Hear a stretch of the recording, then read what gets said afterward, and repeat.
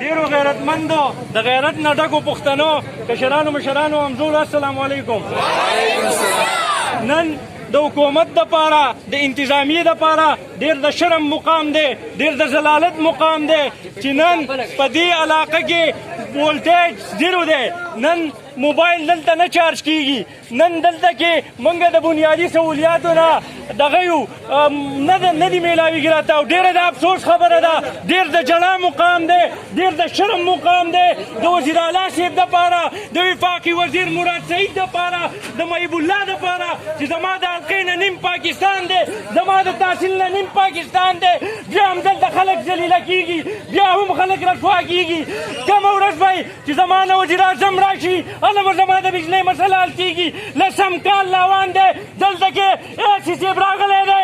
ایسي صاحبو ته خو ډېر نه دی چې د سکول شریف استاد رانیسې پرچې پې ورکې په جوالاتو کې بند دی. ته راشه ستا ډیوټي دا ده چې د علاقې له بجلي ورکړه، د علاقې مسایل حل کړه، د دې علاقې ستونزې حل کړه. زه دا خبره کوم انتظامیې ته چې تر هغې پورې درنه موږ قلاریږو نو چې تر څو دا مسله نه حل کړي. تاسو بار بار وعدې کوئ، تاسو بار بار موږ له دوکې راکوئ او همیشه دپاره تاسو موږ ذلیله کړو. وزیر اعلی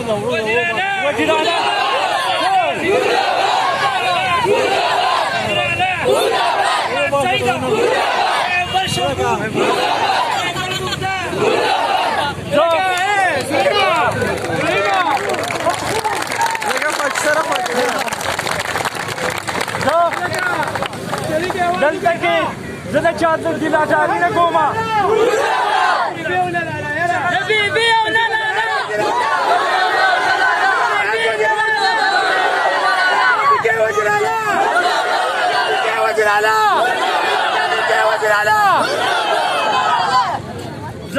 دا خبره کومه چې بجلي زموږ بنیادي حق دی.